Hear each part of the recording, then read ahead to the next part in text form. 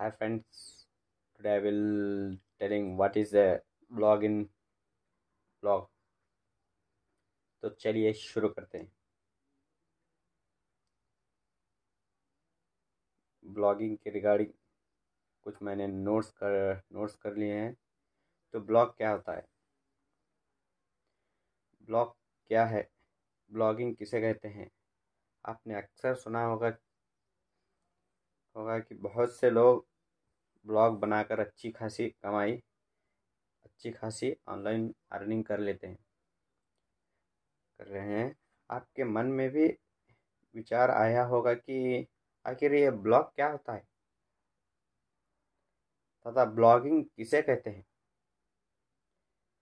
क्या ब्लॉग से वाकई में ऑनलाइन अर्निंग की जा सकती है?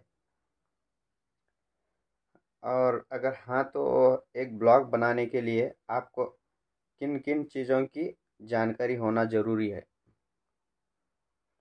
तथा एक ब्लॉग कैसे बनाया जाता है? यह एक पूरा इकोसिस्टम है। इसमें कई सारे लोग एक दूसरे पर निर्भर रहते हैं। किसी भी बिजनेस को चलाने के लिए या अपने बिजनेस की जानकारी कस्टमर तक पहुंचाने के लिए एडवर्टाइज़र अलग अलग तरीकों का इस्तेमाल करते आए हैं। शुरुआत में न्यूज़पेपर, मैगज़ीन, रेडियो और टेलीविज़न पर एडवर्टाइजमेंट दिखाए जाते थे। इन प्लेटफॉर्म पर इसलिए दिखाए जाते थे कि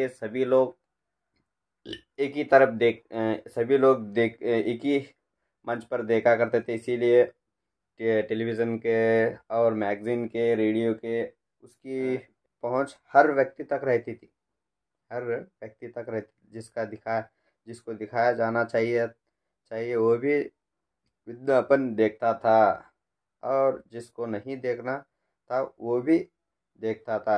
आज की भाषा में जिसे हम internet based internet based advertising कहते हैं, यानी विज्ञापन केवल उन्हीं लोगों को दिखाया जाते हैं शुरू व्यक्ति की रुचि हो।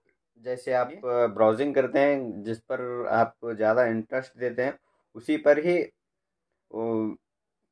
गूगल आपको उसी के मुताबिक एडवर्टाइजमेंट। और आपने अक्सर देखा होगा कोई भी आप मोबाइल सर्चिंग और mobile searching app fruit and accessories वो चेक करनी शुरू करते हैं तो तभी वो वैसे ही एडवर्टाइज दिखाता है जैसे आप चाहते थे। इसी तरीके से और ब्लॉगिंग से अर्निंग कैसे करते हैं, तो चलिए देखते हैं। इसके लिए भी कुछ मैंने लिख रखा था। How to make money from blogging. चलिए इसको शुरू से समझते हैं। ये एक पूरा सिस्टम है, ये तुम्हें बताया था। जानकारी, मैगजीन, ये एडवर्टाइजमेंट्स के टेलीविज़न के मुताबिक है। तो लीजिए इसके बारे में रिगार्डिंग, इसमें कई सारे लोग एक दूसरे पर निर्भर रहते हैं। किसी भी बिजनेस को चलाने के लिए या अपने बिजनेस की जानकारी कस्टमर तक पहुंचाने के लिए एडवर्टाइज़र अलग अलग तरीकों का इस्तेमाल करते आए हैं। शुरुआत में न्यूज़पेपर, मैगज़ीन, रेडियो और टेलीविज़न पर एडवर्टाइजमेंट दिखाए जाते थे। इन प्लेटफॉर्म को इसलिए चुना जाता था व्यक्ति क्योंकि इनकी पहुंच लाखों लोगों तक थी लाखों लोगों तक होती थी। लेकिन यहाँ एक परेशानी थी कि कोई भी विज्ञापन जो दिखाया जाता था उसकी पहुंच हर व्यक्ति तक होती थी। जिसको दिखाया जाना चाहिए वो भी विज्ञापन देखता था और जिसको नहीं देखना था वो भी देखता था। आज की भाषा में जिसे हम इंटरेस्ट बेस्ड एडवर्टाइजिंग कहते हैं, यानी विज्ञापन केवल उन्हीं लोगों को दिखाया जाता है जिसमें व्यक्ति की रुचि हो। विज्ञापन है कमाई करने का जरिया।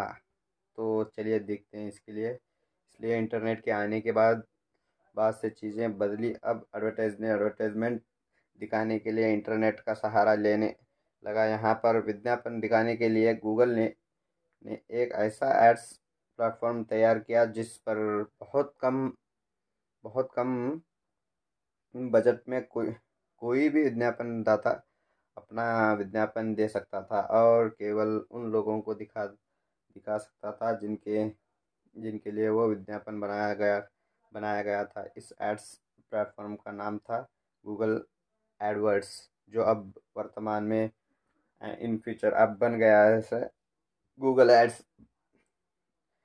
उसका नाम गूगल एड्स एडवर्ड्स पर आने वाले विज्ञापन को गूगल शुरुआत में अपने होम पेज पर दिखाया करता था, जिसकी इसकी वजह यह थी कि लोग लोग गूगल पर सर्च करते थे। इस वजह से विज्ञापन तो पढ़ने नहीं आ रहा यार।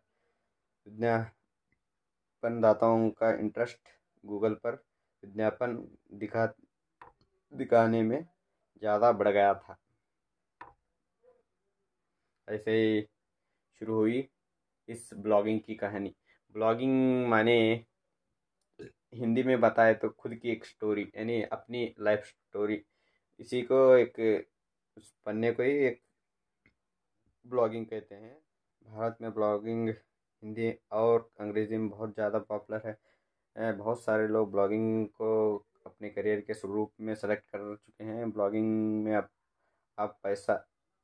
पैसा ही नहीं, नाम भी कहते हैं कि ड्रीम जॉब और नाम, पैसा, तीनों चीज़ें किसी को एक साथ नहीं मिलती है, लेकिन ब्लॉगिंग में कुछ ऐसा ही है।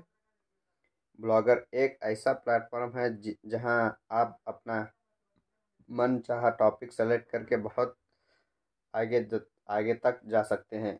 बस ज़रूरत होती है मन में लगन तथा धैर्य की। लगातार मेहनत करते रहने पर यहाँ सब कुछ संभव है, यानी सब कुछ पॉसिबल है। इम्पॉसिबल चीज़ ही नहीं, इम्पॉसिबल में भी पॉसिबल छुपा है। इम्पॉसिबल में भी पॉसिबल छुपा है, यानी आय को साइड में हटा दो तो पॉसिबल शुरू हो जाए। Thank you, bye.